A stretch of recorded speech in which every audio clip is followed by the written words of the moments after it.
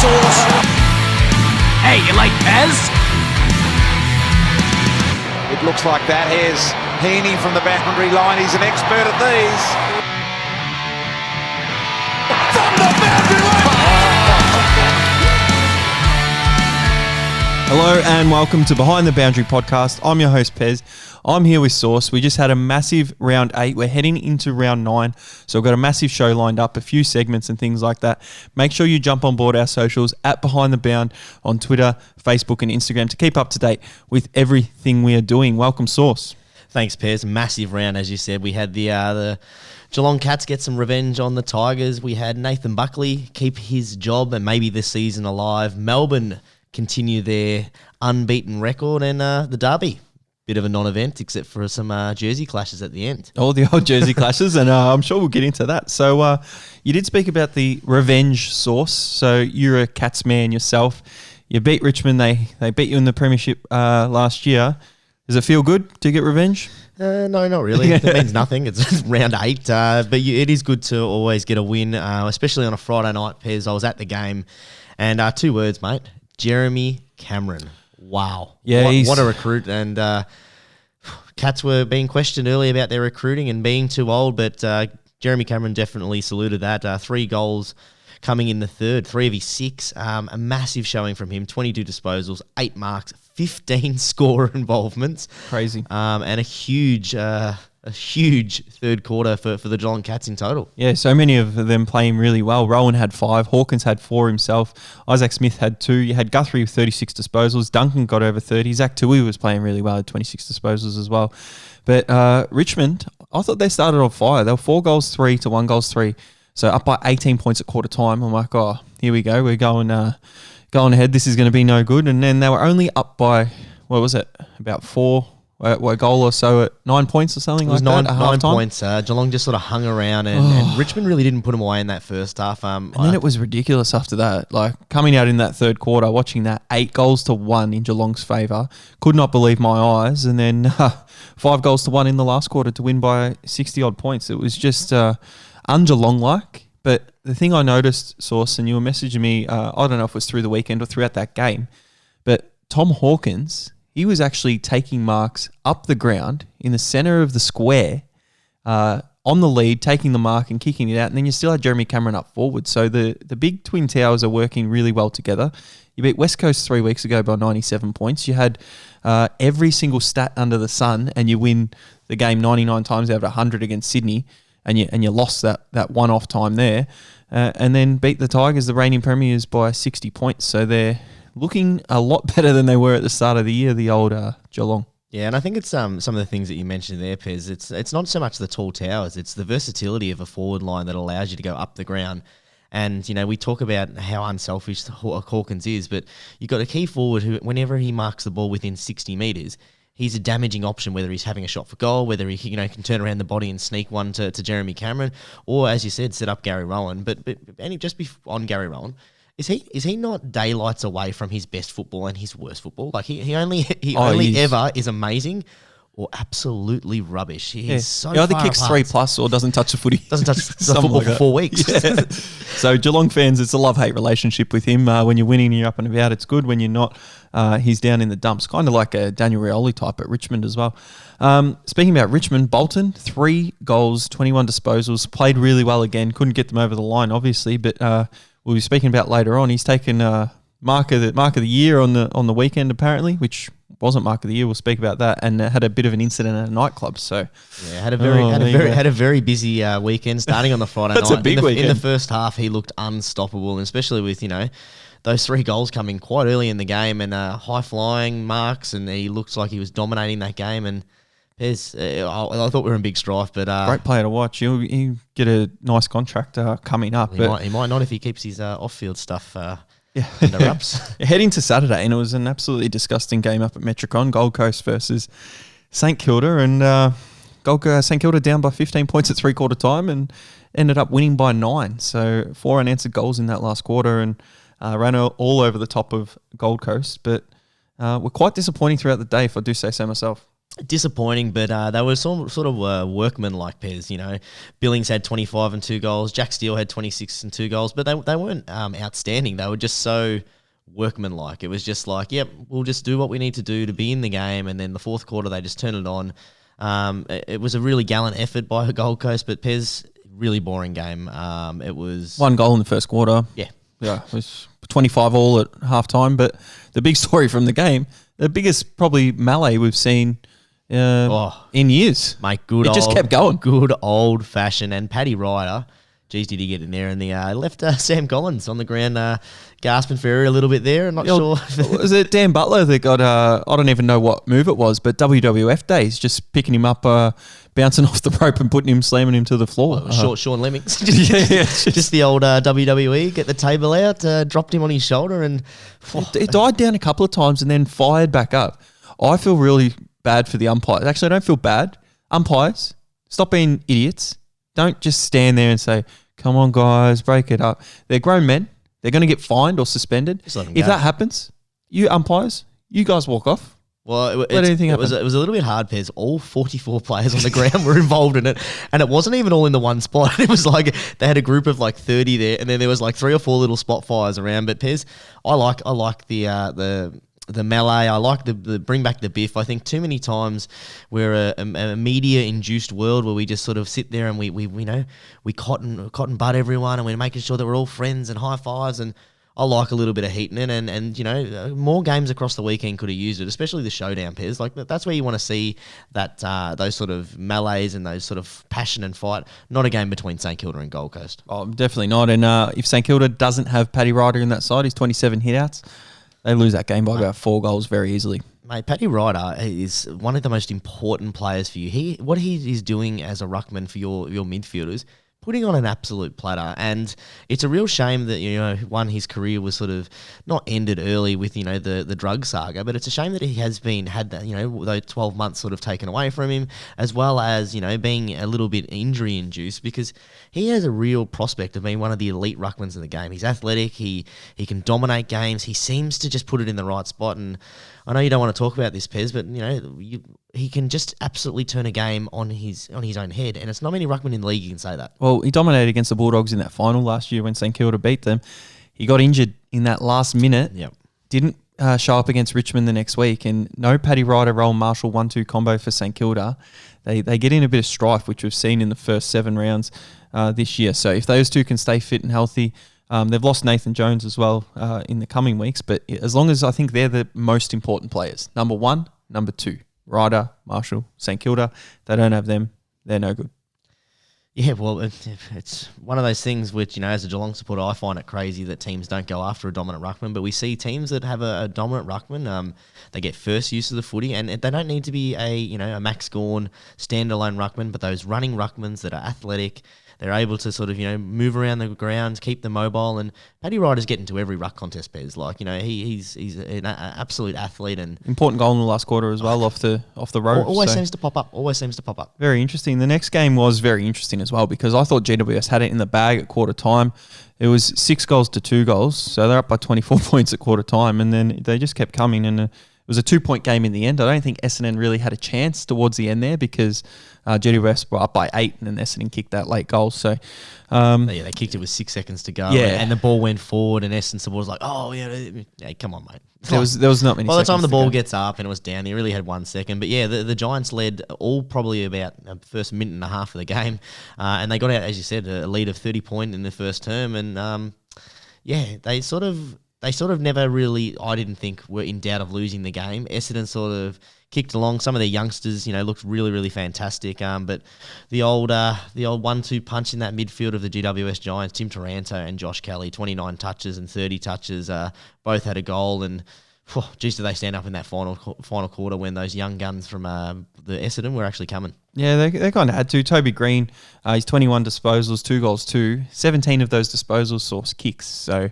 how important is Toby Green? If only he could snag a bit better percentage in front of goal, they'd be laughing Greater Western Sydney. But I think that's 4 of the last 5 that they've won, and on a bit of a tear at the moment. And Essendon head home to play Fremantle this week, so they'll be red hot favourites against Fremantle. It'll be interesting to see what happens there. Yeah, they will be. Finlayson had a bit of a brain fade on the weekend, getting reported and facing a little bit of suspension. They won't have him for the Tigers game this week, which they definitely could have used him as he kicked 3 goals and real important sort of part of that forward line, Pez. Yeah, well, Essendon as well, Stringer's the hamstring, so he got subbed out of the game. So we'll see how he pulls up as well. The next one was the battle of 17th versus 18th, Collingwood versus North Melbourne. Nathan Buckley's coaching career on the absolute line, and North Melbourne kind of took it up to them. Collingwood kicked away in the second quarter. They also kicked away towards the end of the third when North Melbourne had a bit of a comeback, and North just stuck around, 3-goal margin at the end. What do you reckon? I reckon, listen to these stats, right? Darcy Moore played defence. 26 disposals, 17 marks. Jordan DeGoey played forward, 6 goals. 3 behinds. See what happens when you play people in their actual position. I know that it's come against North Melbourne. You know, North Melbourne have been much improved over the last month, and they are getting closer and closer to a win. But why are you trying to reinvent the wheel when you haven't got a list that is got talent around the ground? Play the positions, like your key position players. You've got a key backman, an all-Australian backman.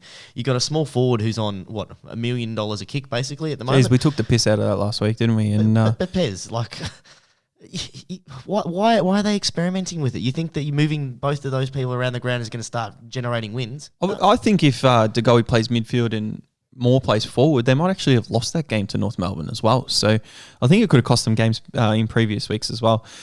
Cameron was pretty impressive. He kicked 3 goals, and he missed an easy one as well in front of goal in that third quarter. But Pendlebury had 2 and 21, so they're getting the ball. They're doing those sorts of things, but it's Collingwood. They're really, really struggling. Second win of the year, only beaten Carlton and North. And North, you know, they got their goal. They lost by less than 60 points, 3 goals. So we'll take that as if you're a North supporter there, even if it is against Collingwood. Match of the round next. Oh, hang on, Pez. You can't gloss over the North Melbourne Collingwood game without the worst decision of the year being discussed. We Pez. can't talk about the umpires. Pez, I'm not talking about the umpires. This absolutely has to be one of the worst decisions of the year, and I'm not talking about Darcy Moore playing forward. You're only talking about the year? Time? It'd be close. Cameron Zurhaar comes out of defence, kicks the ball forward into his forward 50, shanks the ball. All right, shanks the ball. Literally hits, I think it hit underneath his boot. It's or was pretty that obvious, yeah. And it dribbles out of bounds, and the umpire has called deliberate. The reaction from everyone, including the Collingwood player, picking up the ball, sort of like handed it back to the umpire, and the umpire's like, no, it's deliberate. You've got to be kidding me. We've got to get clarification about this rule, and I don't like it, Pez. I really don't like the insignificant attempt to keep the ball in. What are you talking about? What are you talking about? There was one up at the Gabba, Lee Montagna one, where it hit the corner of the centre square and bounced like 45 metres on an angle out, and that was a deliberate one. And it's been happening for a long time, but the insufficient intent thing is what gets me. And I actually sit there and understand it a little bit more than the last few years of when they're going to call deliberate, except for that one from Cameron Zurhaar. That was just... I've never seen it being called going forward into the forward line. You're going forward. You're trying to get the ball forward. The ground source, if you haven't noticed, is oval, and it actually goes in when you kick it forward. So the boundary line actually comes in. So if you kick the ball straight and it bounces straight, it's going to go out if you kick it down the boundary line. So the other thing that's oval... ball? Is the ball. Yeah. So when it hits the deck, unlike a normal round ball, it can go left, right, up, down. It can go any angle. And I just think that those ones are so indecisive, yet you've got a defender who comes along, no attempt to keep the ball in whatsoever, punches the ball, spoils it straight out of bounds. Like, surely that's the same thing. Surely that's more clear of not trying making a significant intent to keep it inside on the game going. Yeah, it's... Worst one of the year. Let's hope that is the worst call of the year and they don't get any as wrong as that. I really enjoyed Saturday night, Source. We had Melbourne versus Sydney down at the MCG, and Tom McDonald kicked 4. He took an absolute ripper mark in the fourth quarter to pretty much put the game out of reach because Sydney just kept on coming. They've got fight. They kept going. Buddy, he was really quiet. He he got a bit towed up by Stephen May. He was really good in those one-on-one contests, but he couldn't get space off him off the lead to, kick the ball out in front of him and have shots and goal and things like that. So I think Sydney did really well. They were really impressive. But Melbourne, having Ben Brown up forward as well, has really helped them because he's taken a couple of grabs inside forward 50. And their forward pressure is elite, one of the best in the competition at the moment. So Melbourne keep rolling, undefeated. Great game at the MCG. Yeah, and they've got Sam Wiedemann, who's sort of stuck in the VFL. He's probably coming out of that in a couple of weeks. So it's going to be an even more potent forward line going forward. But Melbourne, unbeaten, as we mentioned in the intro, Pez. Sydney are impressive to watch. And I think that you talked about Stephen May then locking down Buddy Franklin. But I actually don't think it's Stephen May, Pez. I think it's Sydney that are locking them down. You got a 36-year-old man, one of the greatest players, one of the greatest forwards that we've ever seen. And he can't get any rhythm because he's one game on, one game off, one game on. Like, what they need to do is they just need to play him 3 or 4 rounds, get him into some form, all the SCG games maybe, and then he'll be able to get into some form because everyone has a shagger every now and then where they don't get any possessions and they just get beaten on every possession. But he's going to be out this week. Like, so how's he going to go find some form? Yeah, well, his effort's there because he had 5 tackles, so he's actually running and chasing, and you saw that on the vision on Saturday night. So the effort's there, that's going. If he doesn't have to be the main person anymore, that's fine for Sydney. They need to not kick the ball up to him too high when he's got a great defender on Stephen May, because in the one-on-one contest that they did have Source, Stephen May was able to get the ball to the boundary line or get the ball to advantage of his runners like Salem and things like that. So there's a few players. Rowbottom's been really impressive for Sydney since he came back. When you talk about Melbourne, I think McDonald was one of the best on ground. Petrarca, as always. Petrarca 28-1. Like he'll probably get up it was probably a quiet game for him, but yeah, now the umpires know that he's in contention for Brownlow. He's going to have to get 1 or 2. Yeah, Callum Mills was fantastic. I thought 33 disposals, 10 tackles. I thought he 6 clearances. He really led the way for Sydney. Yeah, and I think another man is Christian Salem. He's improved out of sight. You're all over Salem. I was all over him last year as well. I love the way he kicks the footy, and in a Melbourne side that's actually rolling and kicking the ball to their advantage up forward, he's not turning the ball over as much anymore, and he's actually hitting those targets and building his confidence and running forward sometimes and having shots at goal and things like that. So Melbourne, pretty impressive. I'm not a believer myself, Source, still. I'm not sure about you with Melbourne. Where do you sit? I was sort of thinking about this during the week, Pez. We were sort of debating about them last year about, they were dominating all the stats and they just weren't able to get their skill level right. Their skill level now is pretty decent, but has it improved in terms of their actual use of the footy, or are they just getting better options? And that sounds like, a bit of a mixed up sort of statement, but I don't think that their game plan has changed. I think that they're floating on cloud 9 at the moment. Their run has been pretty good. They've had, they've beaten Richmond in a time when they're down. They beat Geelong when they sort of had a couple of injuries out. They had no Cameron, no Dangerfield. But no, Pez. You got to put them as a contender. They're not going to miss finals. They need to be a threat, and I think that they're potential top 4. Yeah, of course they're potential top 4 if they're. I mean, this list, the way they're playing. I really do not believe they're going to be too much of a threat in September at the moment. But prove me wrong. Melbourne and Melbourne supporters and things like that. You head over to the Derby, as you said, and a few bits of controversy leading up to it during the week. And Port Adelaide came out in their teal jerseys, and the first half was pretty mellow and pretty low scoring. You had Port Adelaide 2 goals in each quarter, and Adelaide only kicked the 1 goal for the half. So they weren't up by too much at half time, but they kicked away in the third quarter and the second half. They're kicking 8 goals to 4. So Port Adelaide won by 49 points in the end. Really, really comfortable win. Easy win, but the controversy happened after the game in this. It did, most definitely. We definitely will get into that in a moment, Pez, in our next segment. But slippery conditions and the eliteness of Port Adelaide, Travis Boak, Robbie Gray, Ollie Wines, all your veterans doing what they do. Carl Heyman, isn't he good, mate, Pez? The little bull, mate. He's amazing to watch. He's racking up 20 disposals here and there. And we still forget that Port Adelaide, 2 weeks ago we were talking about them being unimpressive and not a contender, but they just get the job done at home. They need to sort of build that consistency away. They need to have, those big wins against big teams. This week will be a big test for them against the Bulldogs. They need to win 1 or 2 away, because then they can get top 2. If they play 2 home finals at Adelaide Oval and get into the grand final, anything can happen on grand final day. But Carl Amon's kind of taken that position of Zach Butters at the moment, who's been out So it'll be interesting to see how it works when Zach Butters comes back in. What's really impressed me about Port Adelaide is Charlie Dixon. Now, not his performances, but just his selflessness of leading out. You can see he's not actually leading towards the ball sometimes. He's letting Marshall or Georgiades pop up because they've gotten the second and third tall defenders, and Port Adelaide are going in with that tall forward line. And then they've got the men on the floor like Fantasia and Robbie Gray can go forward. Carl Amon can even go forward and kick a goal as well. So their forward line's really impressing me. Travis Boak, probably the most important player in that midfield. We saw when he was out against Brisbane. They really, really struggled in that midfield. But having Boak and Wines and Amon and these sort of players delivering the ball forward to players like that, and Dixon isn't as selfish. He doesn't have to kick 6. He doesn't care if he kicks a goal at all, as long as they get the W. So that's always a good thing. Yeah, most definitely, Pez. I think the way that they were structuring their forward line and just sort of trying to put it on top of his head definitely got exposed during that Geelong final, and they've restructured that, and they're allowing these young forwards to get in there and really do some damage, which is good for Charlie Dixon because that's what you want to see because we love big Charlie Dixon forward, Pez. But do you know what I would have liked to see from Charlie Dixon? I would have liked to see him.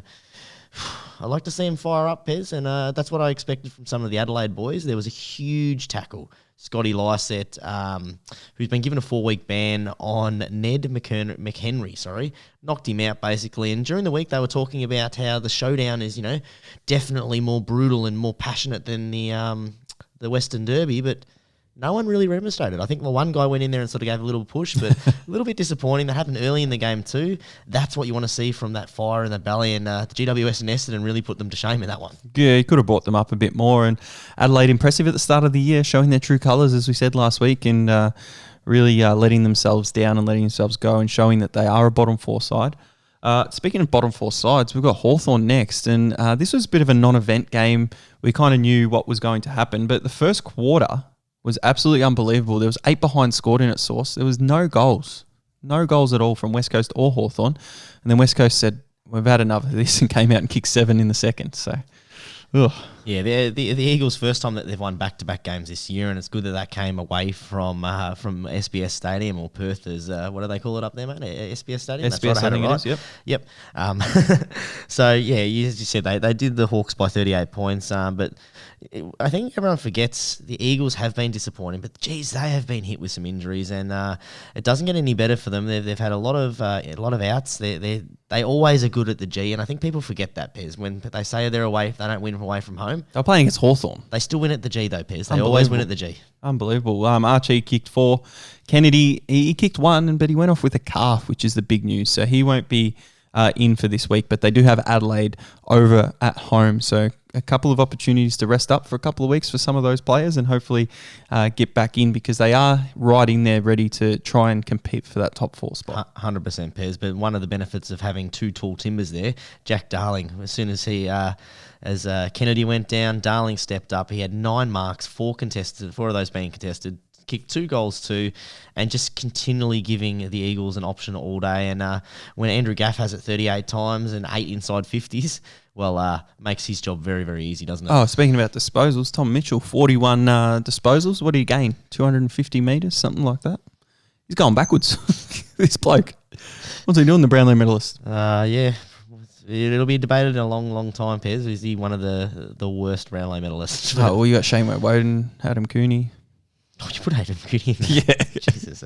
We better move on quickly to the Bulldogs game there, Pez. Otherwise, we will get all the Bulldogs fans up in a roll over there. The Carlton supporters don't want to be speaking about this one. They would have at 3/4, well, not so much at 3/4 time. I think they were a bit nervous at 3/4 time, but before that, just halfway through, they're up by about 26 points, Sauce, and they were looking good. Betts had 5, Mackay had 4. They were looking absolutely fantastic. Walsh, as always. Doherty was really good in his use of the ball off the back line there, and Pitnet was just dominating in the ruck with no Stephen Martin, who was I'd say a late out, but he wasn't really a late out because they don't do the team still the day before, and no English as well. So they were really dominant there for 3/4. But then Bontempelli and the Bulldogs turned it on. They kicked 8 unanswered goals, and it was pretty embarrassing in the end for Carlton. Very embarrassing, and as you said, Bontempelli really took the game by a scruff of the neck. Not just in that third quarter, he sort of put his stamp on the game throughout. He had 32 disposals, 10 clearances, and 8 tackles. But that was one of his best games of the season, and especially when the Bulldogs come from behind, keep their record 7-1 intact. The Bulldogs look good, Pez. Again, they haven't beaten anyone yet. They did what they do, and they got a lot of the disposals. McRae had 32, Liberatore had 27 and 13 clearances. And Josh Bruce, Pez, your man, 5 goals. And they weren't playing North Melbourne, so that's a big win for him. They weren't playing North, so Brucey gets 5, only against Carlton there. So it must be just blue and white team. Yeah, I don't know what's going on, but his only spot, cemented his spot for finals, which is really good for non-Bulldog supporters, whoever plays them. So well done for that. But Bulldogs, they have dropped one massive test for them this week, heading over to Adelaide Oval. It will be a huge test, and Bulldogs have only played one team this year, a contender in Richmond, who have dropped off the ball a little bit. They lost that one. They're playing another contender and another team that has that trouble of playing big games against contenders. So it'll be a real test there to see both teams' true colours. Mate, you know who was missing from the Bulldogs team? Riley West. You see the news during the week? Scotty West just goes bang into Bevo. Your mate Scotty West. Oh, not my mate Scotty West, Pez. He was the way he wanted to fight you that time at basketball, Pez, where he was Pez was coaching against him. Yeah.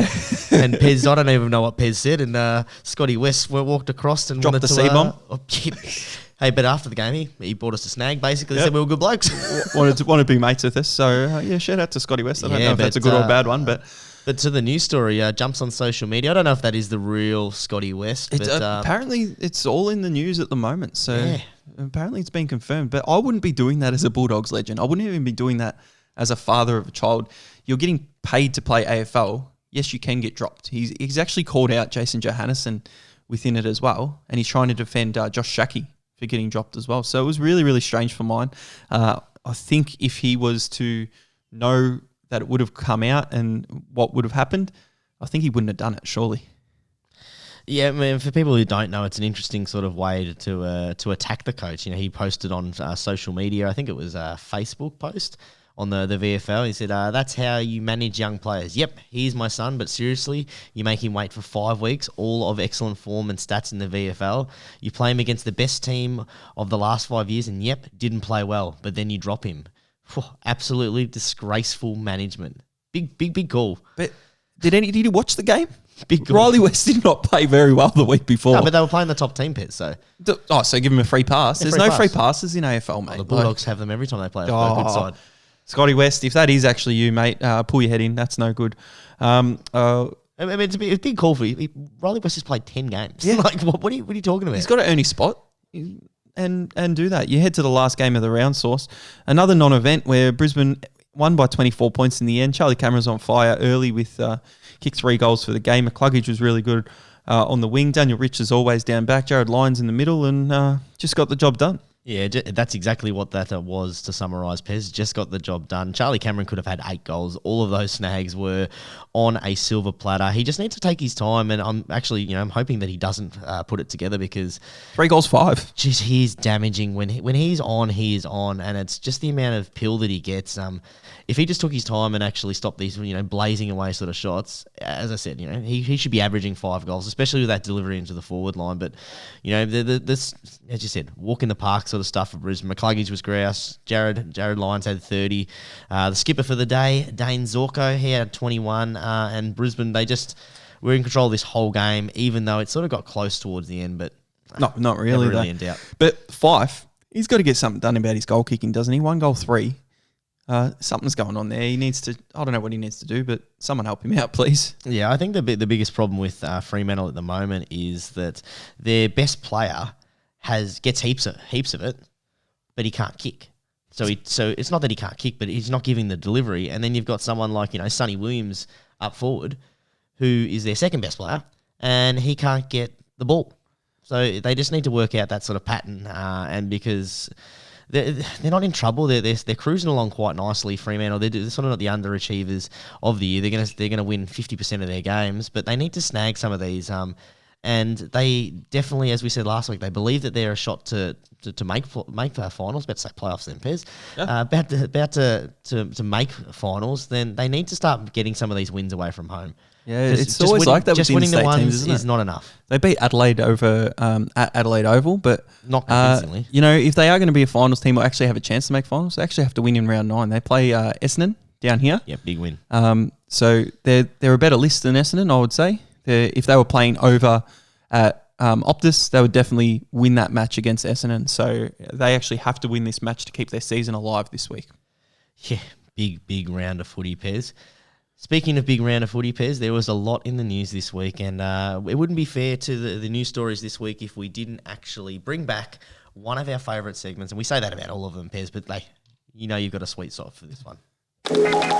Hashtag. This is interesting. It's a main event in any stadium in the world. Hashtag going viral. Rioli can't go with him. Hashtag bleep, bleep, bleep. That's all, folks. Rioli can't go with him? Rioli? Who said Rioli can't go with him there? It's different Rioli. That's still Rioli. That's not Daniel that's not Rioli, the is we're it? talking about. Because that's the first one. Shea Bolton had a ripper Friday night. We mentioned it a little bit in our little post round 8 show just then.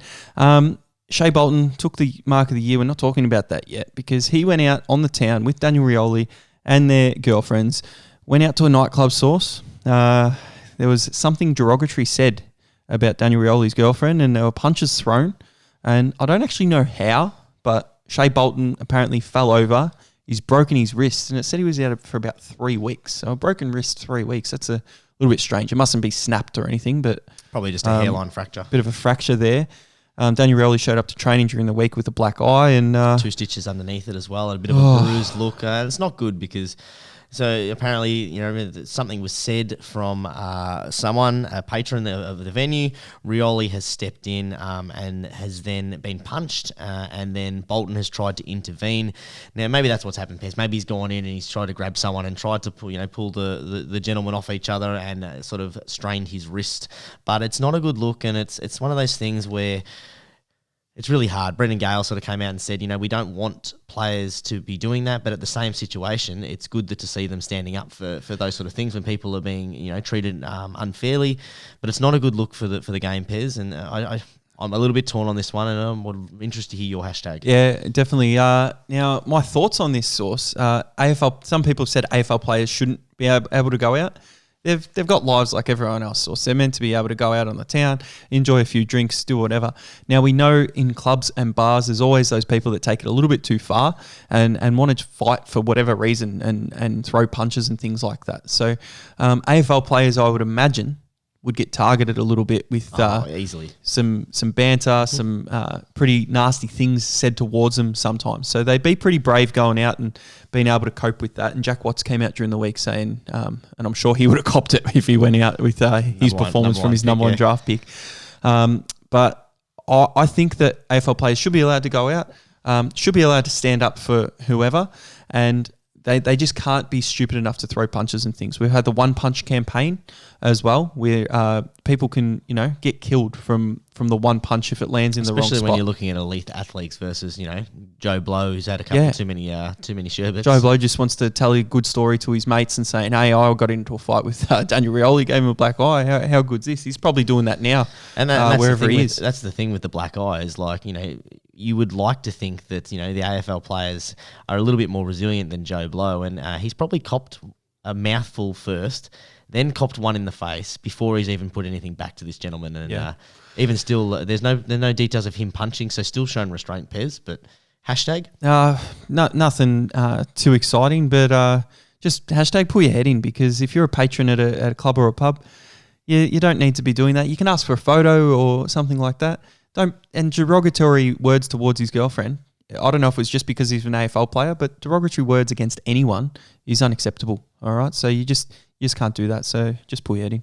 Yeah, mine is hashtag Richmond Strong, because I think that they need to be stronger. They are trying to repair, I guess, a culture, and I think that if Richmond had lost the premiership last year or didn't make the AFL Grand Final, those whispers around the Richmond culture really would have been brought to the forefront. But as we know, winning premierships definitely overstates the off-field indiscretions, but they just need to be stronger and they need to work hard to fix this culture because they've got a tough game this week against the Giants, Pairs. If they drop that after this week and, not having some of those players available, with all the injuries so far as well. The whispers are going to keep going, and it's not going to be because they're out of form and the 3 premierships that they've won aren't going to mean anything if, they are in the long scheme of things, but in terms of this season, they're not going to mean anything, and the culture can unfold very quickly, as we know.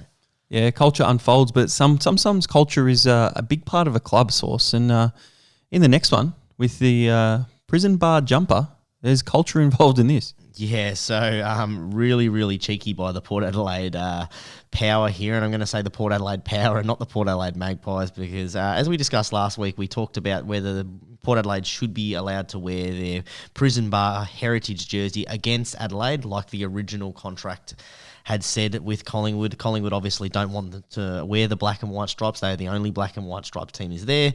There was huge debate during the week, and the AFL came out and said, Port Adelaide, if you wear your prison bar stripes, you will forfeit the game, you will be fined, and you will lose 4 points.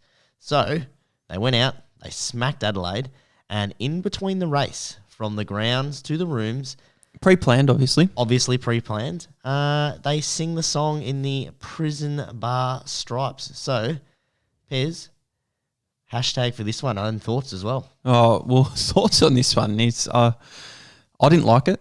I did not like seeing it because I don't think it would have been a player movement, even though Travis Boker's come out in a press conference in the prison bar jumper and said, we love wearing this jumper for the club.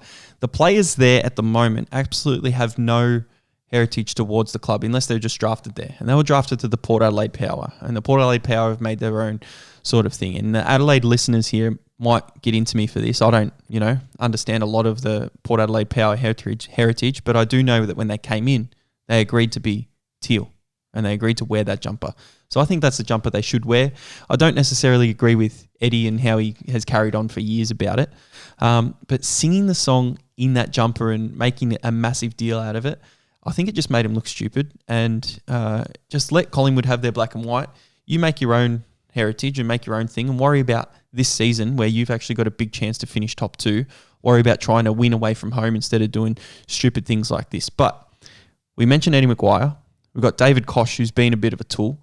So hashtag UFC, Koshy v Eddie. Oh, who wins that, Pez?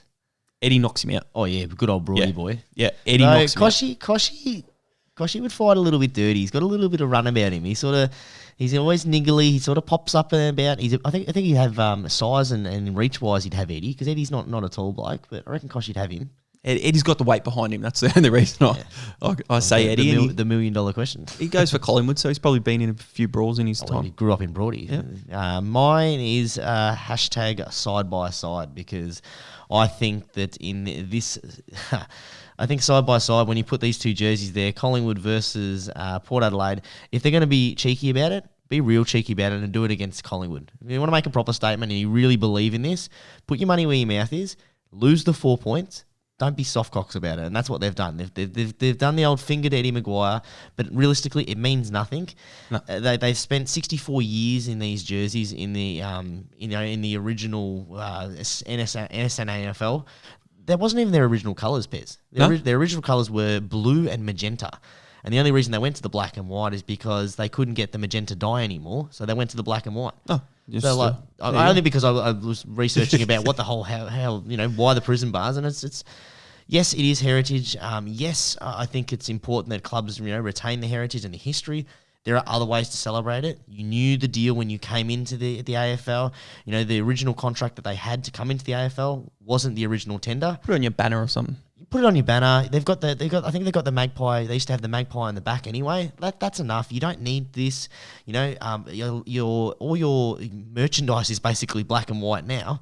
Like, I like the idea. A precursor to the Koshy versus Eddie UFC Octagon fight. Have Collingwood versus Port Adelaide when they play next. Play them in round 1. To just play them in those jumpers. So there's a big clash. Put the umpires in black and white as well.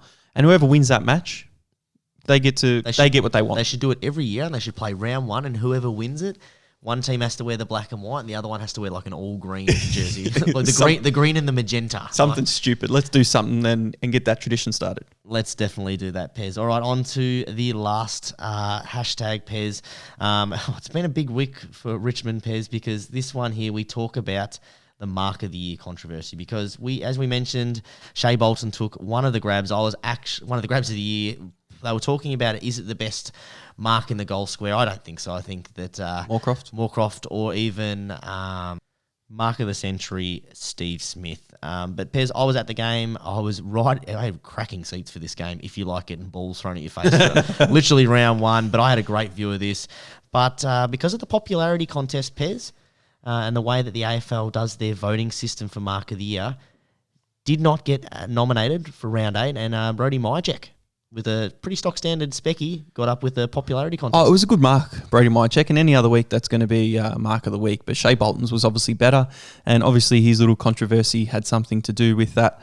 The commentators were even saying when Brady Myjek took the mark on the wing there, they said, you chose the wrong week to jump up there and get the mark, because he's not getting mark of the week this week, because Shea Bolton on Friday night took mark of the year, but they were wrong as well. Well, the AFL actually put the number one play as Shea Bolton's mark, and guess what number 2 was? Strange. Brody Myjek's mark. So they've done the 1-2 punch, and then they've gone and go, here you go. Because as we said, it was because of the voting, player voting for the spectators. Collingwood had a big following.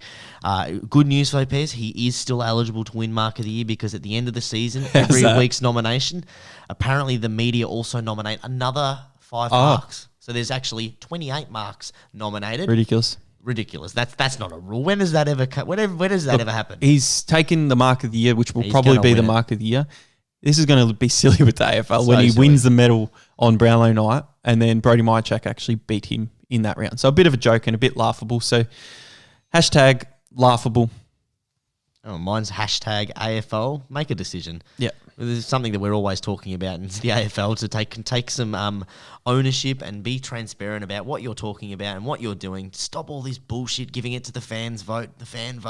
Fix the umpiring as well while you're at it. Yeah. But speaking about making decisions, Source, we have to make some big decisions coming up. Well, we made the big decisions, and here's our bet review.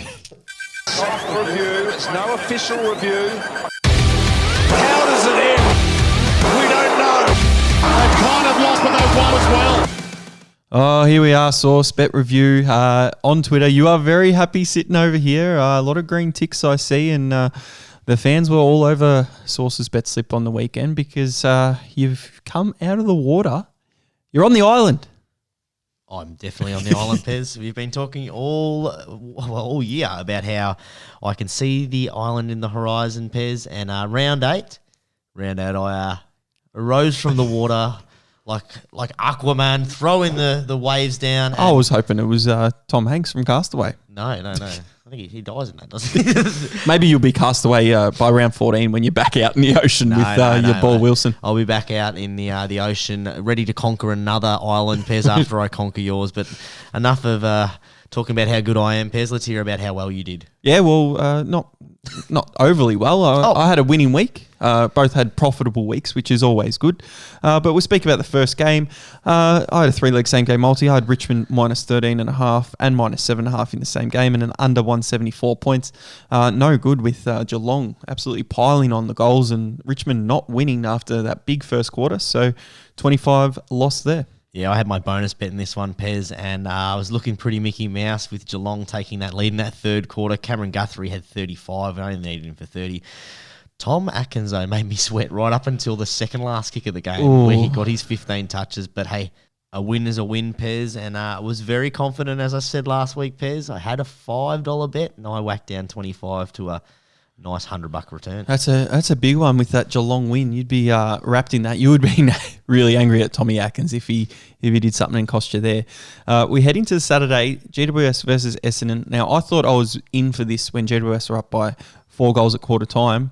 I had under 190 points as my third leg, and they just kept kicking scores. They ended up scoring 212 altogether, so they beat it by 22 points in the end, which was no good for me, and $20 lost again. Yeah, that seems to be your trend, Pez. So get ready for that viewers, unless he puts the max on, he loses in this round. But I had, that was my cheeky, and I wasn't far off the cheeky pairs. I had GWS 1 to 39, as we know, got up. Lockie Ash to get 20, he did that. Toby Green let me down, though. 2 goals, 2. 2 goals, 2. So You he need had him the to kick 4 4. shots, and one of them... he was pretty quiet during that second half. But anyway, that's a loss for me, Pez. But I'll wear that one because I do get a bonus bet, yep. which I have used very wisely this round. Very good. Yeah, I'm sensing some confidence in coming up in round 9. Confidence, baby, confidence. The next game was Gold Coast versus St Kilda. This is a bet I was confident in. I put my bonus on it. Zach Jones to get 20, he got it. Max King to get 2 goals. Now, he only got 1. And St Kilda to win by minus 14.5. Max King, the one he kicked was the hardest set shot that he had. He had another 2 set shots. One of them was really, really easy. And Max King, he's starting to do that this year where he's lacking confidence and misses those goals. So if he kicks 2 goals there, the other one gets up and the bonus gets up, but lost the bonus from the week before. Yeah, I had my bonus just on St Kilda to win at $2.07. As I said to you, Pez, I thought that was crazy good odds. And $26.75 return, free money. Free money, and it means you didn't lose your bet from the week before. You've actually won it back and a little bit more, which is good. The next game was North versus Collingwood. I had a no bet. I was much the same, Pez. It was too hard to pick, and as we said, North closing in on that line. They're getting closer and closer. That was unbelievable. The line was about 22.5 there, and North with that last goal were able to get under it. So if you were on the line there, you would have been sweating either way. Melbourne versus Sydney was next. I had no bet. I was much the same, Pez. I was exactly the same, actually. Not much the same.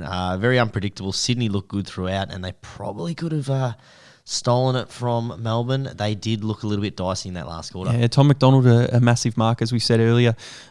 Port Adelaide versus Adelaide. Now, this one for me, Sauce, had 20 on it. Dan Houston to get 20. Carl Amon to get 20. He had 27. Robbie Gray to kick a goal. He didn't. He had 26 touches, so he played more up the ground in the midfield. But Dan Houston, he also went off on 19 disposals for all the punters out there in the third quarter, 6 minutes to go. Got subbed out. So only needed one more that would have cost a lot of people a few multis, I think. It would have most definitely, Pez. I just went with a little 2-legger and very confident with this one. Chucked the maximum on it. I had Port Adelaide at 17.5. I wish I'd chucked that up a little bit higher because that line for some reason was extremely juicy, and I had Amon to get 20, and as you said, he did that very easy. So $1.80 odds, walked away with 95 return. Nice one there, Sauce, because usually you put the max on and you're a bit nervous to put the max on. I am normally a little bit. There you go. You had a win on the max, so that's good. I put the max on the next one, and I thought this line was the absolute best bet of the round. West Coast minus 11.5. They were the best bet of the round the week before as well, when they're minus 4.5 against Fremantle. The max 50 on that for a nice $95 return. Yeah, if you remember, Pez, last week's show, I actually had it originally at 12.5. I could have put it at 24.5 and I still would have been loving life, but I had the max on that one as well, 11.5. That was back-to-back maxes for me. As I said, great round. Great round from the Sauce. Yeah, very is. We're still got a couple of games to talk about, Sauce. We got coming, mate. The Bulldogs versus Carlton. I thought it was a good start for me because I had Bulldogs 1-12 at half-time, and I thought they were going to get there, but Carlton actually led by 12 points heading into half-time. So that bet was dead at half-time for me. My $10 cheeky gone. $10 cheeky gone, Pez. And this one, I was a little disappointed with this one because I did say it was money for VBs, but Adam Treloar let me down.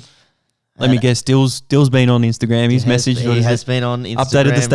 Updated the stats. I was hoping for that 6 out of 9, which would have been very nice. But 5 out of 9. 5 out of 9, but I'll get that back this week, Pez. Anyway, Alex Keith, my man, he had 15 disposals, as we know that he does in his sleep. Tommy Liberatore had 20, but Treloar got stuck on 23, and he was there for a long time. Yeah, when Carlton had that domination for a little bit and just had a lot of the footy, there was no pill for Bulldogs there. The next game, Brisbane versus Fremantle. As we said earlier, non-event. I didn't have a bet on it. Yeah, I had a really an interesting one, trying to win my bonus back heaps. I had Charlie Cameron to kick 2, which he did. Zach Bailey to get 15, he did that very easy. And Daniel McStay had him to kick a goal in the first half. Had the wrong half. Had the wrong half. He kicked one basically the start of the second. I was very upset because he had a couple of shots in the first half that didn't make the distance, and one hit the post, I think it was, or it sort of dribbled through. But you just need him to stay home in that first half, but he played up the ground a little bit. So that was a loss for me, but I didn't lose any money, Pez, so I kept my ROI nice intact. Well, that's good. I had the little pick your own line multi next. It's good, isn't it? It's good. Now, you had a bit of go on me last week. I put the max on it because I was confident in it. Listen to these lines. GWS plus 6.5. Always safe. Port Adelaide plus 6.5, always safe. West Coast plus 6.5, always safe. And then Brisbane plus 5.5, always safe. So put the max 50 on it, return 90, all good. I thought you had Richmond in there. Have you looked at the bet slip? No, I feel like that I wouldn't have had a go at that last week, Piers. I think you're making rubbish up because I had a win as well. The actual screenshot of the bet slip is in there. Yeah, I mustn't have been paying attention. I'd already tuned out. I'd already been thinking about all my winnings that I was going to do this week, Piers, because when you put a sauce multi down, I just get excited. And because it normally does turn up chocolates, and mine was no different, Piers. I had Geelong plus 20.5. Oh, that was so good. Oof. Melbourne plus 25.5. Port Easy. Adelaide minus 15.5. And Easy. West Coast plus 21.5. Easy. 25 on that, $56.01 return. Geez, hashtag sauce multi. It's getting in there. Listeners, get around the Get sauce around multi. it. We'll see what we've got coming up in round 9, Sauce. When we head to your ROI for the year, I'm sure you're excited to talk about this. Very excited, Piers. Round 8, I staked $185. A massive return for me, $392.76. 76 cents, a ROI of 112%, 0.3. That's amazing. For the year, I've staked 1390, so $1,390, and return $1,582.24. In the profit. I am in the green. I am in the profit. And what is more impressive for me is the ROI is over that 10% mark and closer to the 20 is what I'm aiming for. 13.83%. And that is only going to go up there. I'm really happy for your Sauce in that round because you don't have the little minus next to you. No, overall, just fires, mate. so- Little fire emojis. I saw you put that on the social media managers up and about, Piers, and they should be. You're ready to go. He's happy with the little fire emoji. I do like that. I hope that more can come out. Round 8, I only won 2 bets as we saw. I did have a positive round, Sauce. Stake 175, return 185 and 13 cents for an ROI of 5.78%. So kind of disappointing, but I did win my max bets, which is obviously the bets that you're most confident in. I've staked 1,540 for the year, and I've returned, if that goes away, $1,847.72 for an ROI of 19.98%. Just a couple of cents shy of that 20% mark. Pez, we're going to get there this round. I can feel it. I'm so excited, Pez. I'm not even going to let you talk. Let's get straight into our bet slip. The fact that the size of the bets was relatively small. Our bets with an opportunity about 50 metres out. I was with a mate and we were getting sort of ready to leave, and he said, I think I'm going to whack 10 on Maxi. Do you want some as well? And I said, Oh, yes! Yes!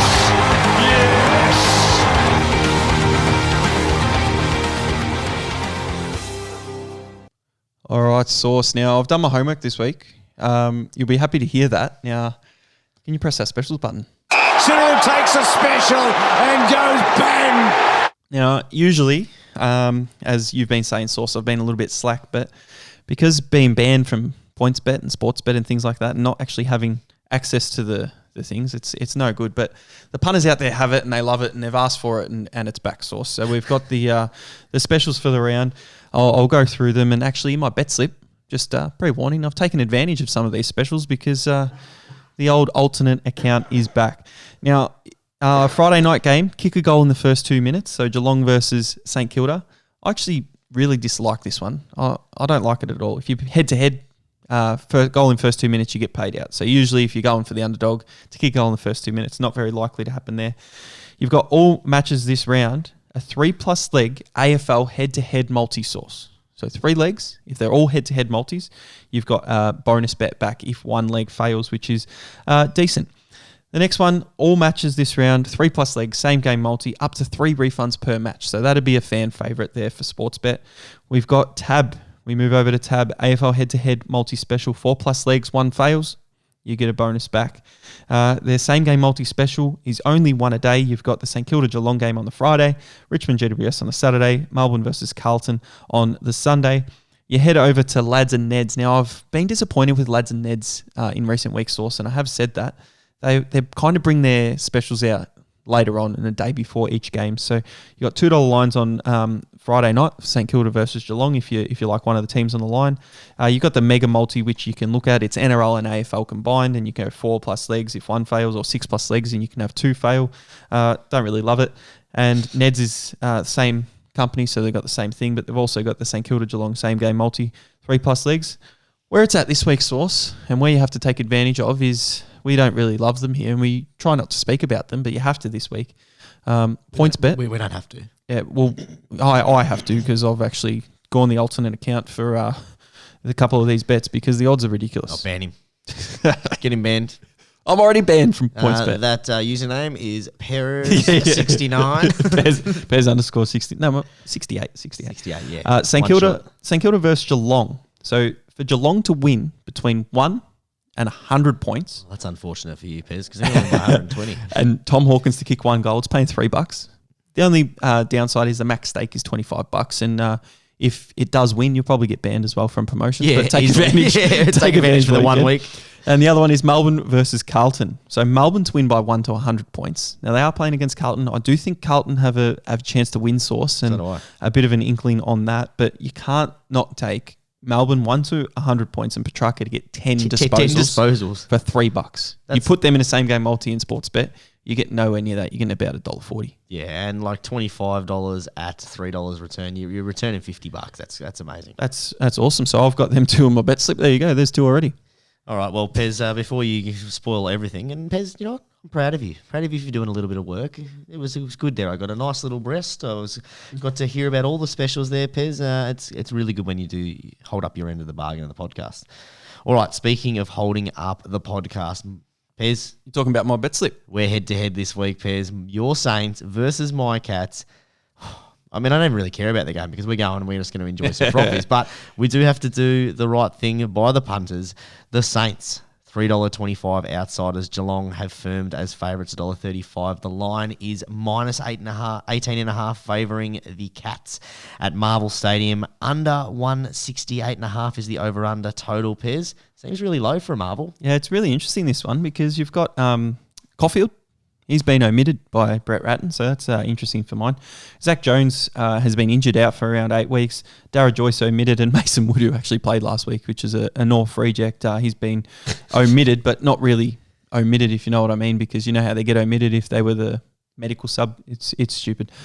James Frawley comes in for his debut to play on Tom Hawkins. Tom Highmore comes back in. I'm not so sure about that. And then Seb Ross back in the midfield after having twins last week.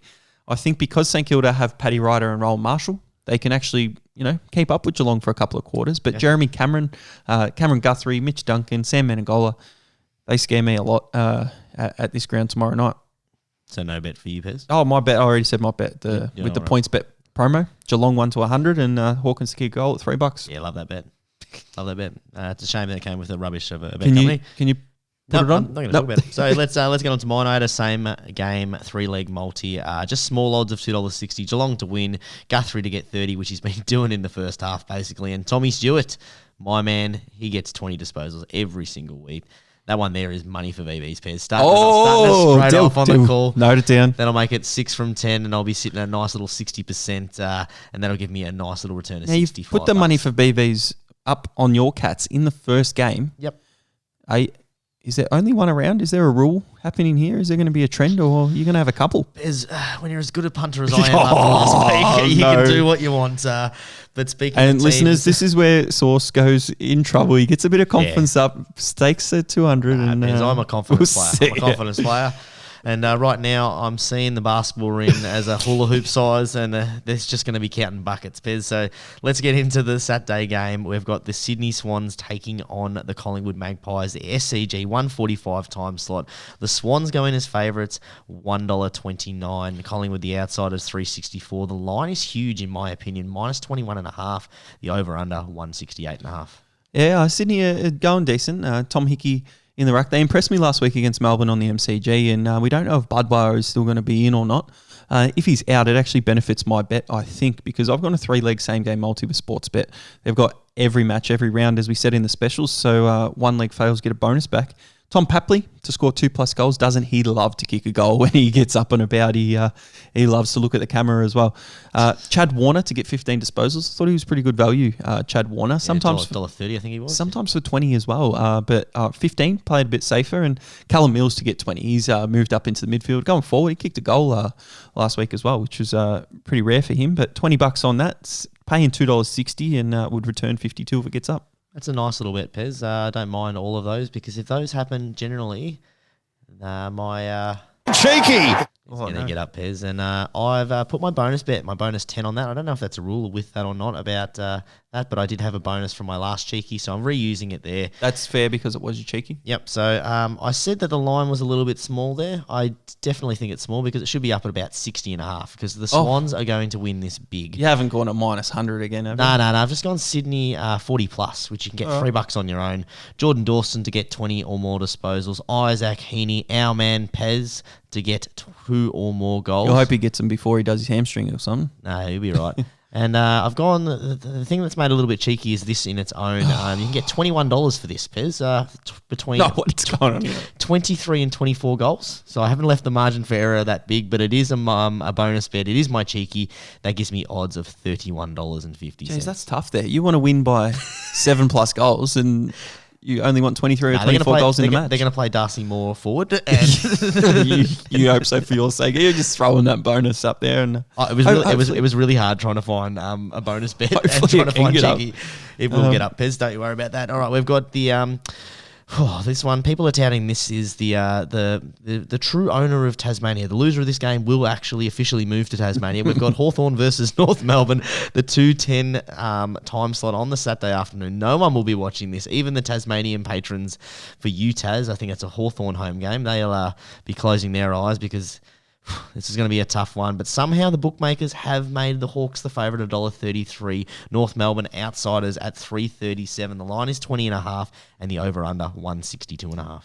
Yeah, well, UTAS Stadium, as you said, no interest in this game, so let's not talk about it for too long. I'll just jump on a cheeky down in Tasmania, put a little bit of interest in it. I've got the quarter-time line. I think North Melbourne come out at their home ground firing. It's not technically their home ground. I know it's not their home state. Home state, home ground, whatever we want to call it. Home state. Plus 4.5 quarter-time line. So just to be there and abouts at quarter-time. The total amount of goals to be under 23.5 Source, so not your 23 or 24 like your Sydney game, but it can be 23 goals, 22, and so on under. Maybe there'll be 6 goals scored in the game total, I don't know.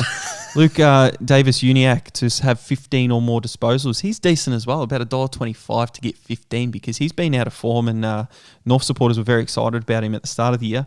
And then Jarman Ippy at the back line there to get 20 plus. He's about $1.28 by himself, so that gives me $5.75 all up. And I made an error, Source. You might like this error. I've broken the rule. Why would I like this rule? I didn't put 10 on it. I'll put 20.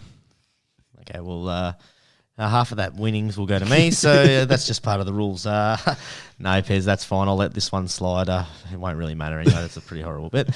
I've gone with this one with Neds, the try bet. What I like with Neds is you can do the try bet minus 15.5, minus 24.5, minus 39.5. Either team to win by less than 24.5 points is absolute bargain. $2 you can get for that, Pez. And I've put 25 on that one, so I don't really care who wins as long as it's a close game. You think it's not going to be a blowout? I can't see it being a blowout. And not many goals are kicked there anyway. For the punters out there, Source, if you don't like the either team by 24 or whatever that, you can actually pick your own line, and you can pick your own line twice. So you can go Hawthorn a plus and North Melbourne a plus, so you can make your own little try bet if you want, just for the punters out there if they're interested in that. Yeah, no one is, Pez. Not for you anyway. Not with your advice, with the way you're betting at the moment. All right. How many winning rounds have I had in a row and you've just come out and... Pez, stop living in the past, mate. I won't live in the past. I'll just 20%. Are you at 20% now, are you? Yep. No, you're not. I am. I thought you were a little bit shy of it.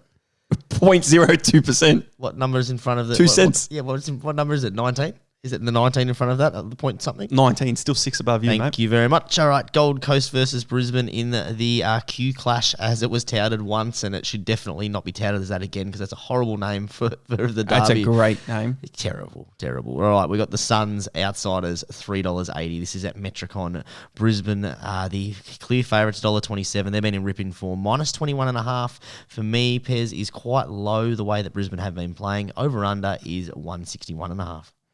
Yeah, really low line there. I think Brisbane can cover that pretty easily. But I've gone a little bit different there. I've gone the same game multi with Sportsbet, obviously, because they've got the special. I've gone wire to wire, but I've actually had to do it in 4 different bets because they don't offer wire to wire in the same game multi.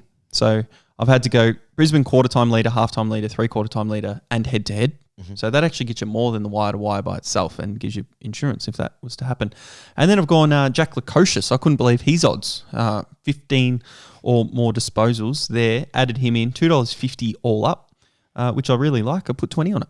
Yeah, I totally agree with you there, Pez, especially when you can find the value in that wire to wire. And it's crazy when you actually do a little bit of research into some of these bets and you put them together in some of these same game multis that you can actually get some better odds there.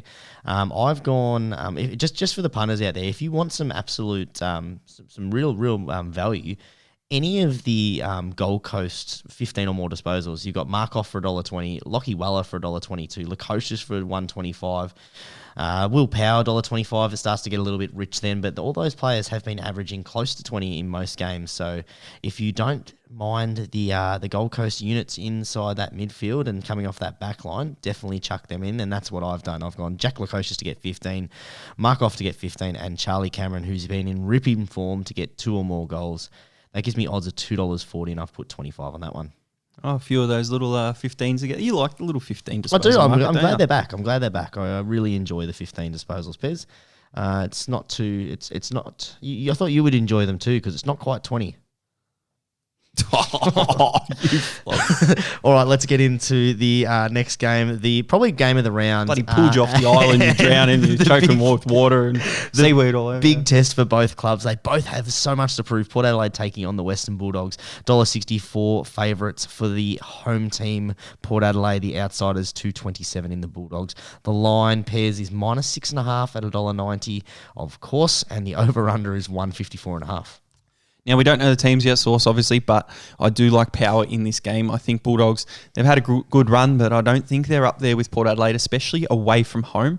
Port Adelaide have been able to show that they've been a powerhouse over at Adelaide Oval. So I think Bulldogs can keep it close. So I've gone, instead of just going Port Adelaide 1-39 by itself, I've used the insurance with Sportsbet as well. So I think they'll be leading at halftime as well. So I've added that in there. And to lead at 3/4 time and then win 1-39. It gets me $3.20 for those 3 legs, Source, and I put 20 on that. Not a bad little leg there, Pez. I've gone Port Adelaide. I liked the line of -6.5, but I went into Tab and did pick my own line. -7.5 gives me $2.10 on its own. You little ripper. So I put that in with a 3-leg same game multi. Carl Amon to get 20 and Ollie Wines just to make it 3 legs. Tab, they got the better lines, don't they? They do with the pick your own line. So I love that. And that gives me $2.40. As I said, I only chucked the other 2 legs in there so I can get a little bit of insurance, but put 25 on that one, Pez, as I normally do. Yeah, very good. Heading to the Sunday games, which is always a bit tough on the Thursday to head into the Sunday games. But Essendon versus Fremantle, I've got some big thoughts on this one, actually, and interested to see what you say. Well, first I'll say the lines, Pez, and the odds. Essendon come in favourites, which I'm interested in that one in its own mind, is $1.64. Fremantle, the outsiders, at $2.26, which I think, Pez, is extreme value. -6.5 is the line. The over-under is 176.5. Pez, you're interested in my thoughts. I think you can already hear it through my notes there. I think Fremantle are a real shot in this. Essendon have been impressive as of late, but they are still very young. Fremantle, this is a game that would have circled on their calendar about a month ago. This is a game that they need to win. It's at Marvel Stadium, so it'll give them a real shot. It's a smaller ground. They like playing at Marvel. They've won there before. This is a big game for Fremantle. Yeah, absolutely massive. They've only won once away from home this year, which is at Adelaide Oval. I was going to bet this. I've already put it in the betslip Source, and I've already made the bet, but I don't know if I like it now because you seem to like it as well, which is not always a good thing. But I'm going to have to go with it because I don't believe in Essendon. I tipped them as a bottom 4 side, Source, and they've lost, I think, 3 games this year by under a goal, but they deserve to lose every one of them, so stuff them. Fremantle, I've got Fremantle to win at the 2.26. I've added in Taberner to score 2 or more goals. Not great odds, but I've just put it in for insurance because if Fremantle do win, Taberner has to kick at least 2, and then Taberner to kick anytime goal scorer as well, just for that added insurance. So if Fremantle win and Taberner kicks 1 goal, I'll get a bonus bet back. So that's why I've put that extra one in there. Source gives me $2.50, put 20 on it. Good little bet, Pez. While you're talking about Essendon bottom 4, just a shout out to all those knobs who treated us poorly in the pre-season shows when we put Essendon and Collingwood down in the bottom 4 and we got called idiots and people that don't have any idea about the season. Have a look at the fixture, guys. Have a look at the ladder. round 8 Source. Come on, you're calling them out already. Calling them out. What did you call them? Knobs. I'm steering clear with this one, Bez. Listen, you have one winning round for the year, and you're up and about. Absolutely ludicrous, you are. Yep, that's You got Adelaide, who are probably going to drop down below one of them. Nah. Well, they'd still be bottom 4. No, well, they'd be bottom 5. No, who? Essendon and Collingwood. If Adelaide dropped below one of them. Nah. North Melbourne's going to go on a big winning streak. All right. Yeah, good job, all you knobs out there. Yep, knobs. All right, let's get into the unbeaten Melbourne Demons. Come in heavy favourites against the Carlton Blues. $1.30 for them. $3.57 outsiders are the Blues. Minus 21.5 is the line. Over under 162.5. Pez, you already sort of alluded to here that you like the Blues. Tell us why. Yeah, I just I don't know if I believe in Melbourne yet, which is really bad. The Petrarca's great. Their forward line is much improved, and the reason I kind of lean towards Melbourne to win the game is one man. It's Cozzy Pickett, excitement machine, and he didn't kick a goal last week, but he's just always there and about and always in the right position.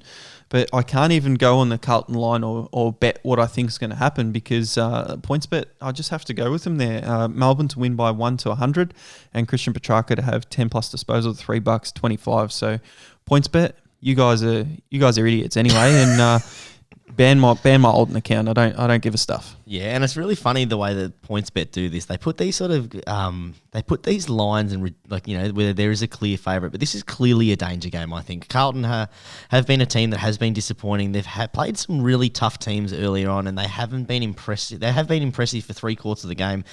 So I think it's a danger game for Melbourne. They're unbeaten. Carlton definitely will be hunting them, and that's why I've gone with Pez. Carlton to the halftime line plus 10.5.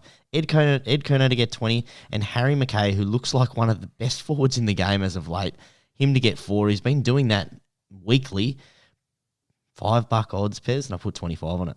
Jeez, not even cheeky or anything. You're just gone $5 odds, and it's cheeky for Sportsbet to have a 10.5 line for a team that is playing pretty decent football for half a game. Yeah, interesting what's happened, but well, there you go. We've got one game left, and it's a bit of a nothing one. $1.09, I think the Eagles are. Eagles play Adelaide. You are correct, Pez. The line in this one is 40.5. Adelaide is $7.50. The over/under is 172.5. And Pez, for me, when there is a line that sits minus 40.5, unless I'm doing a cheeky and unless I'm being a little bit silly with Geelong, I'm not touching a line of minus 40.5 for a team that is one, very, very inconsistent depending where they're playing, and two, riddled with injuries. Yeah, it's a bit tough, especially on a Sunday night game that we don't have the teams for. It'll be interesting when you have to make the call in the coin toss, so I'll see where you head there and where I head. But I've got no bet in this game, but I have included West Coast in my sauce multi coming up next. I love the sauce multi, Pez. Let's keep you talking about how good I am by telling them about the sauce multi. Why, are you not having a bet in this game? No way. I said that. No way. I'm not touching that game. All right, so my sauce multi, I've got a 4-legger here. We've got Sydney plus 2.5. I think they'll beat Collingwood anyway. Just that little bit of extra insurance. North Melbourne plus 41.5. So I'm trusting in North not to get blown out by 42 or more. Brisbane plus 7.5. I think they beat Gold Coast anyway. And West Coast minus 6.5. I think they win that pretty comfortably. That gives me odds of $1.92, and I've put the max on it again, Sauce, $50. Very nice, Pairs. I've gone with a sauce multi. It would be rude not to as well. I've got Geelong plus 21.5, GWS plus 40.5, Port Adelaide plus 18.5, Carlton plus 24.5, and West Coast minus 16.5. That's 5 legs. That's $3.07, and I've put 25 on that one like I have done for a majority of my bets. I don't think I stacked the maximum this round. Oh, after getting 2 last week, you're just playing it a little bit safer, so I don't know what you're doing. But just trying to spread the love around. I only put 1 max on this week, which is a little bit rare for me, but I had no coin left in our $200 limit. So with the points bet specials, I just have $50 there as well. So no more room to move. No more room to move, Pez. Only one more thing to do, and that's to get into our coin toss. It was a toss of the coin. That 5 wins the toss. Yes, it's been an unusual year for coin tosses. Finds it beautifully. Eureka! Big time again! All right, Pez, we keep this short and sweet, just like your lead over me was for the Lions. Now that I've taken the lead, so it's just short and sweet. It was short-lived. Pez, we'll give talk the about update first. You have to talk about that from round 8. We had 3 different, and you won them all. North Melbourne kicking the last goal to get them over the line in the Collingwood line. You had Geelong at the first match, of course. Being a Geelong supporter, you're a flog and always go for Geelong. And the Carlton line as well, which they played well in the first half and were able to keep it to 16 points. So Bulldogs, 8 goals in a row at the end wasn't enough, and you got caught up by 3. So you caught up 2 and took the lead by 1. So it's against you, so I'm not too worried in round 8. Pez, round 8, I told you, that's where I get my eye in. I got 9 in the footy tips. I've got 3. I got basically 3 out of 3 ahead of you. 7 out of 9. I basically got all my bets. Tipping. I got all my bets right, and this is where I got my eye in. 3/4 of the way through the season, and I'm in. And good luck listeners of the show over previous years, this is where Sauce just goes downhill. Yeah, because the confident, overconfident. He has to be confident here because he always comes in somber and upset with his bet slip. I'm only confident this week because I normally don't get to last that long in terms of the confidence. But as we said, short and sweet, Pez. You got to pick a winner. Head to head in the first one. Let's keep it interesting. -8 18.5. Geelong is the favourite. Geelong for me too, you soft cock. All right, Sydney versus Collingwood -21.5. Swans for me too. Hawks, North Melbourne -20.5 in favour of the Hawks. North for me as well. Gold Coast, Brisbane -21.5 in favour of the Lions. Brisbane. Yep, non-event for us. I'm going with that one. We're not against each other. All right, yet. Richmond versus GWS -11.5. A lot of people are loving the GWS line. I like Richmond. I like GWS in this one, Pez. And actually, I originally had in this one, I know we just talked... keep it short. No, this is not about the line, but I originally put 25 down on GWS when they were $3.80. I'm considering cashing out for a nice little profit of $4. You didn't put that on the pod? No, I didn't put it on the pod because I couldn't work out whether you could have put it in and cashed out. Cashed out and been $3 up for the round already, but not to be. All right, Port Adelaide versus... $3. Port Adelaide versus Western Bulldogs -6.5. It's an interesting line here. I think they've got it right. I think Bulldogs can keep it close, but Port Adelaide for me. You think that's the right line? I'd have about 9.5. Yeah, I was going to say I'd have it a little bit higher. I'd probably be sitting more the 12.5. I like that line at -6.5. I'll be definitely jumping on in the personal. Essendon versus Fremantle, the line -6.5 in favour of the Bombers. Yeah, Fremantle all day. 100%. That is a great line, +6.5. Melbourne versus the Blues, -21.5 Pez in favour of the Ds. It sounds like you're going towards the Blues, but... Give me the Blues. Yeah, I like that one, Pez. The Blues will get that win, and they could probably do that for -21.5. West Coast versus Adelaide. Really interested in this one, Pez. -40.5. It's a big line. It's a huge line. It's not even -39.5. Like if they win by 40, you still lose. It's like $1.90 for a -40.5. And Jack Darling to kick 6. West Coast big win, 41 win, plus. Pez is like $2. Like Eagles. How many we got different? 1. Yeah, I'll go the West Coast Eagles as well. That way, I'm still going to be I'm not going to be down next week, so I'll take the Eagles in that one. You got any coin tosses for me? Any extras? Am I going to be up by 100 or 200 this round? That's ridiculous. All right, I've got one for you. Yeah. You have to choose one, obviously, yeah? Yep. Fully black banana or a fully green banana? Which one are you eating? Oh, fully green. Fully green? Yeah, I wouldn't touch that. It's a bit hard and chewy there when they're green, I aren't they? I don't like the mush. It reminds me of just baby vomit. All right. Well, there you go. There's my little coin toss for the week. All right, Pez. For all the listeners out there who are still listening despite the banana tales there, tell them where they can find us on socials and tell them what to do when they while they're listening to the pod. You've got at Behind the Bound. Get to us. Get in our DMs there, like Dill does every week. Slide into our DMs. Slide into the DMs and let Sauce know when he's had a really poor round in round 9. And we won't hear from any of the listeners, Pez. we'll get into you. So I've been Pez. Peace out. Yeah, make sure you rate us on iTunes or whatever podcast provider you do listen to. Leave us a comment, 5-star review. That way they can find other people can find it. Make sure you tell your mates. Make sure you. Are you still going? I'm still going, mate. Sorry, I'm supporting the show. I'm still Sauce. We'll catch up next time.